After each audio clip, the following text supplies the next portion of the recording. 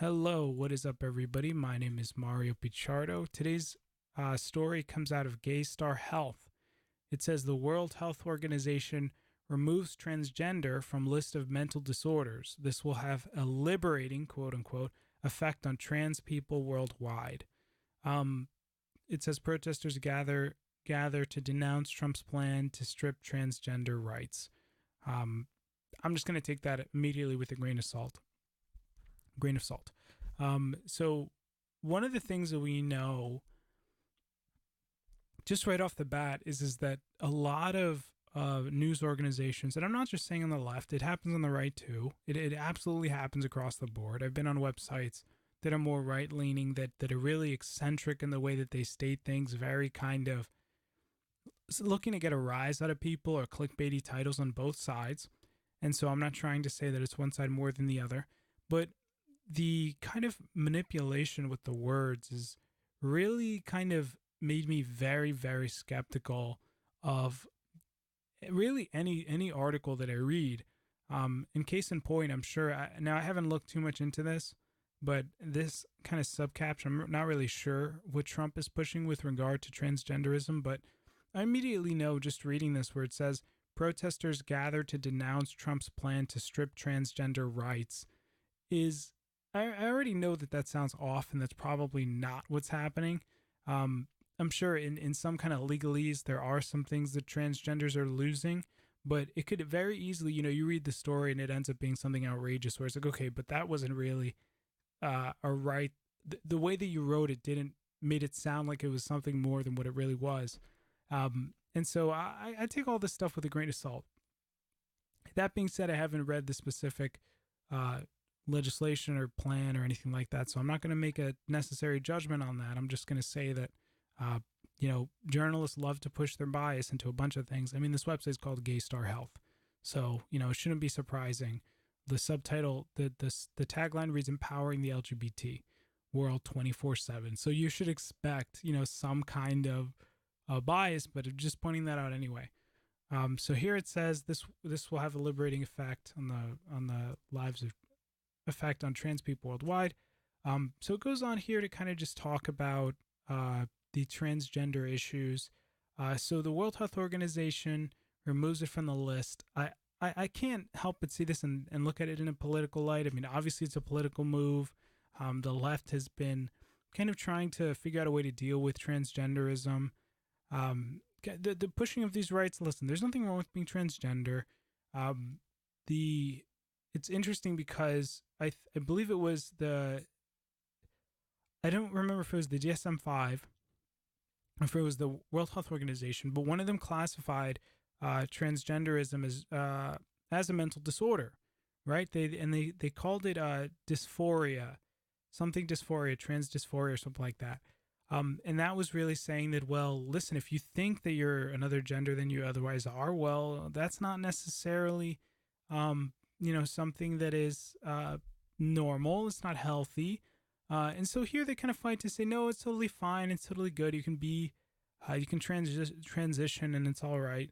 But there are real ramifications to these things, right? I mean, for someone to kind of transition over, they tend to have an experience where they regret it, and the regret becomes like really regret it.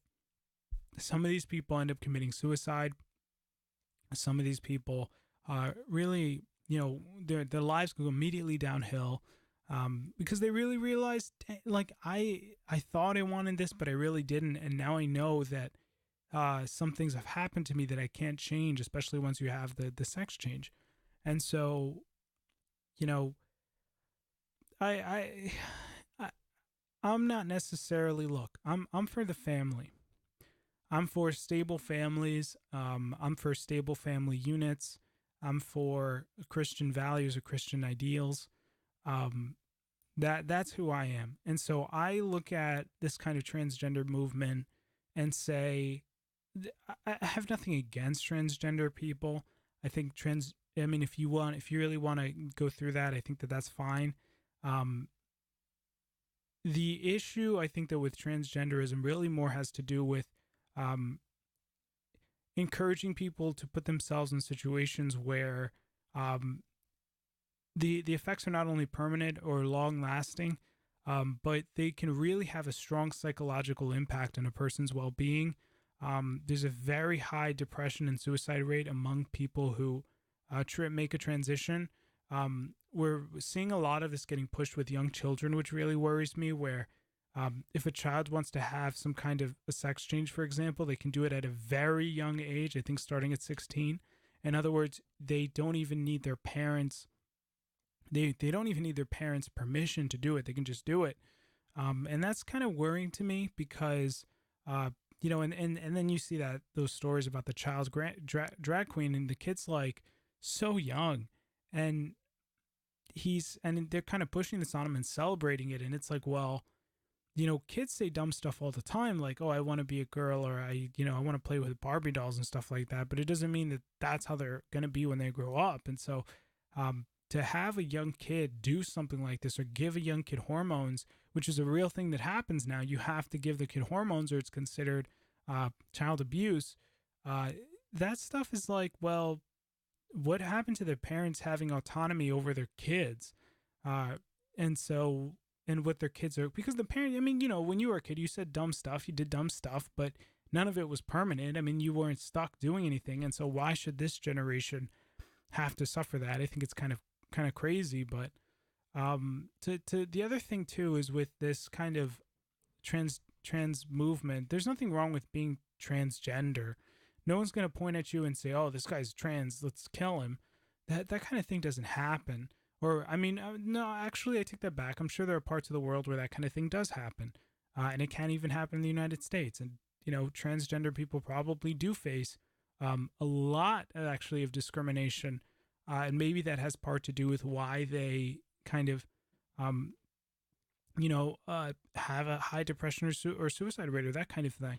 And so I can really see that from the kind of left side. But this kind of transgender thing, I think also when we're pushing this kind of legislation, a lot of what we see is that, well, I think a lot of transgender people depend on transgenderism being labeled as a mental disorder to be able to receive their medication for certain prices, for example. And a lot of what they're going to lose now with this kind of decision being made is that an easier path to receiving whatever drugs or whatever treatments or whatever kind of medical or counseling, psychological counseling based treatment or therapy that they would receive. And so it's kind of a blow to them that way as well. Whatever kind of relation that we're going to have in terms of what we're going to classify transgenderism as, if we're going to say, oh, it's normal, it's regular, it's whatever, my biggest concern is what these kind of movements closer towards LGBT everything has on the stability of the family, because the family is really meant to be the stable building block of societies. And so if we're kind of encouraging this kind of gender mixing or racing and things like that, what impact is that going to have when it comes to us building stable foundations for societies? Because you see a lot with these statistics that people who are more liberal already don't have children at very high replacement rates, especially when contrasted against more religious people or religious couples. They tend to have more children. And so what if let's say, I guess in a perfect world, everyone would really identify as either LGBT or allies for the LGBTQ world.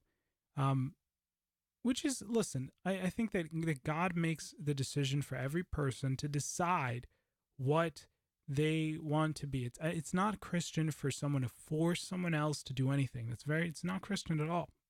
And we really see that with Jesus, where he tells us, that we have to choose it, and the path is narrow.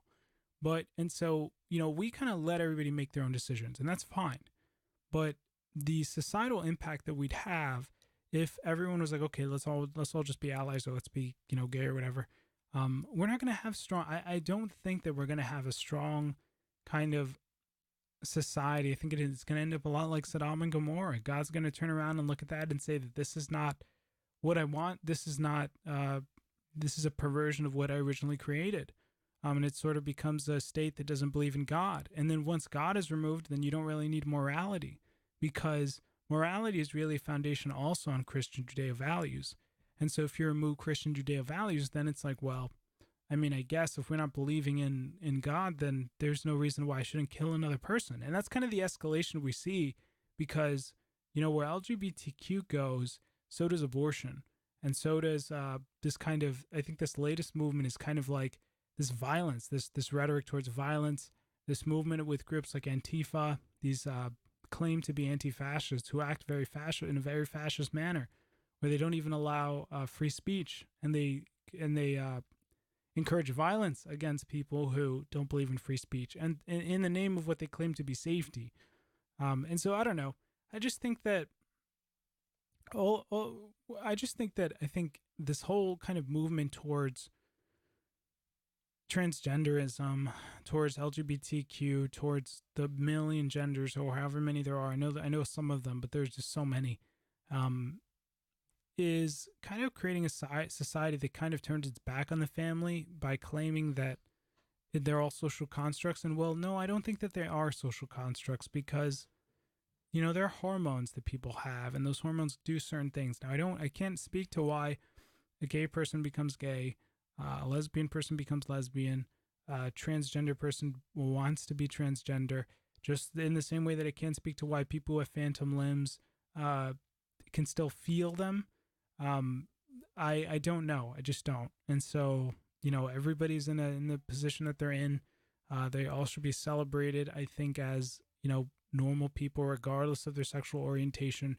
But I just don't believe in kind of encouraging it. If it's listed as a medical disorder, a mental disorder, I think it was for a reason.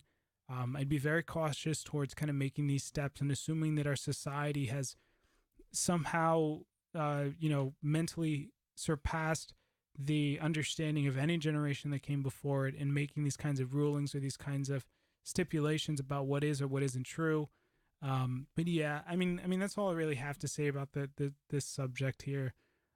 If you guys like the video, be sure to hit the like button, the subscribe button, hit the bell icon so that you're notified when the next time we post a video goes live. And any kind of comment or any kind of, tell me if you agree or disagree, any kind of input from you guys helps us with the rankings for YouTube.